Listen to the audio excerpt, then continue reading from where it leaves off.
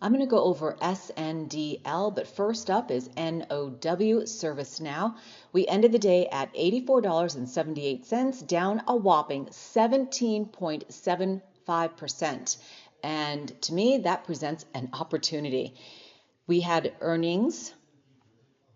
They reported $3.77 billion. The estimate was $3.75 billion. While you think, oh, that's very good, the reason it went down is because it cut contract growth guidance and lowered full-year CRPO after Armis acquisition drove profitability headwinds. Shares plunged over 17%. Now, they still have a market cap of $88.68 billion. I would not be panicking here. If you follow the money, look up how many shares Vanguard owns, State Street, Fidelity. Do not panic. This is an opportunity. But actually, to me, it's run up a little bit because we had a 52-week low of 81.24, and now we're at 84.78. So we have gone up a little bit. But let me give you some price targets. To the north side takes us back to the middle of the trend and resistance at 89.19. We could grind sideways or continue to go down. Above that, at 2 standard deviations, takes us to $100.28. The gap closes at 102.69. Another level of resistance and a take profit area, 105.98. And down the road, we're looking at 111.56-ish. To the south side, that takes us to 78.09, 72.51, 66.99. Looking left, you can see we gap down, which means we will fill it whenever we do. That will take out that gap. Here, we're just grinding sideways, but we went up slightly and then whoosh, right on the earnings report. Thank you to Trader Marat for pointing this out. He says he is interested in Now, Intuit, and Fig, and I just did a video on Figma. And I'm interested in this ticker because I know someone that works there, so I've been tracking it a little bit. He's a lawyer and does very well at the company, and I don't think he's going to get cut after this, bad news here. But you never know. It's corporate America. Now we have this gap that I already pointed out. Well, I didn't make a video, but to myself, this was an expected move to the downside. Took us out at 94.23-ish. No longer in play, no longer a landmine that will haunt us. Delete. Okay, and there's a gap here to the south side, and that got closed as well. And then we have a baby one right here. Even though it's a baby gap, it still could haunt us or give us an opportunity to buy at even a lower rate.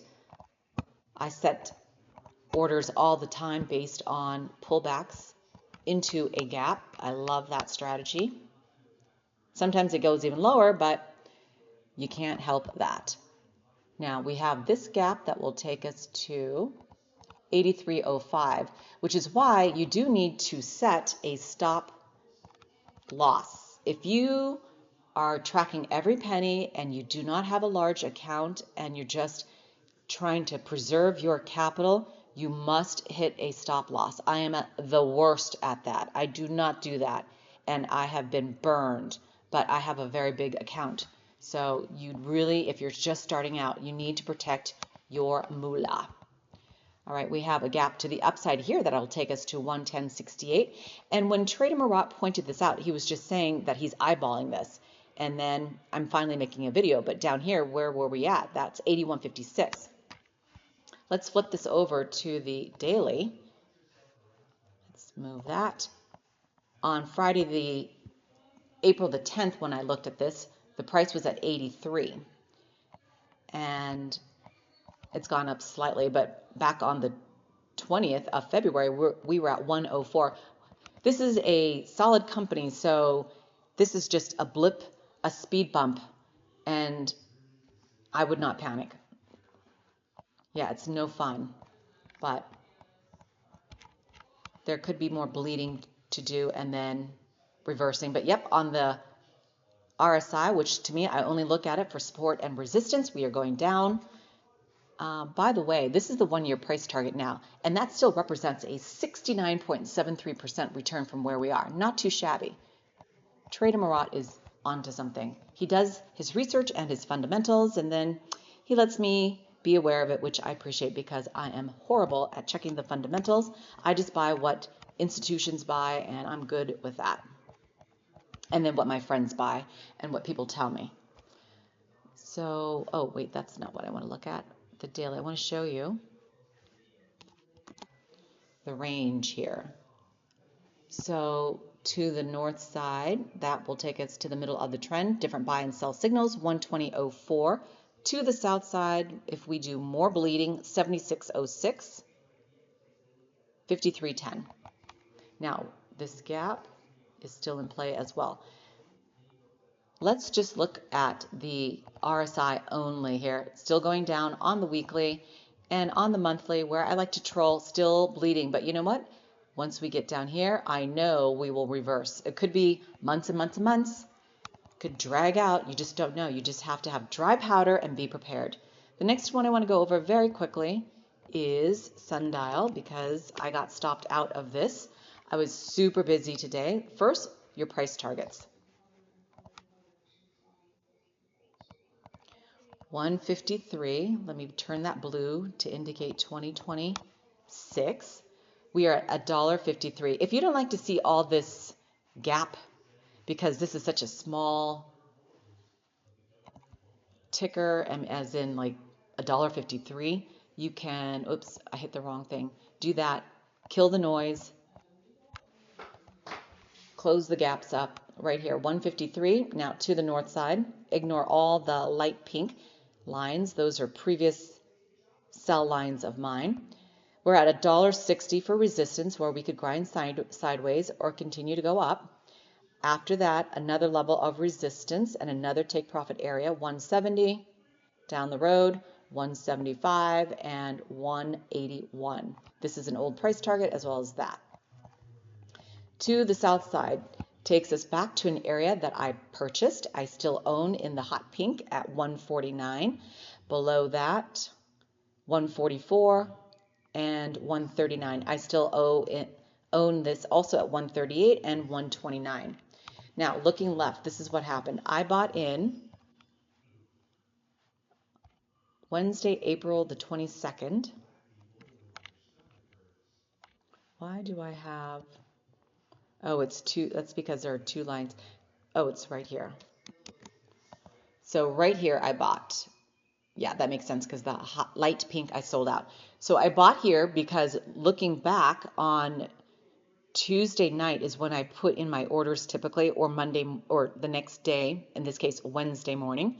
So we were here on Tuesday night, Wednesday we got up, but then I moved it to the nearest standard deviation, and at the time it was right here. Okay, so we've moved up since then. So then that Wednesday, we gapped up. I set a sell order. So we gapped up here, and I didn't have my order in place. Okay, and then we went down, and then we went back up to resistance, went sideways, went up, and this wick went all the way up here, almost to this 4 standard deviations area, but I didn't capture all of that. Today's high was 182. I sold out at 177. So I'm happy with that. I didn't intend for this to be a one-day trade. I don't care how many days I'm in it. It's okay. But I got stopped out. And then look at this. What goes up must go down. What goes down doesn't necessarily get back up again, but sometimes you got to go down to get up. So I am going to buy in around this area. I already have a buy order at 144. Will we get there? No. More than likely here, yes. I play even more conservatively sometimes because I don't need this stock, and I go down to 3 or -4 standard deviations. But really, I should just go 1 penny below what I bought it at and be happy. And I might put in 2 orders. Up here and then down here I already have. So that's it right there.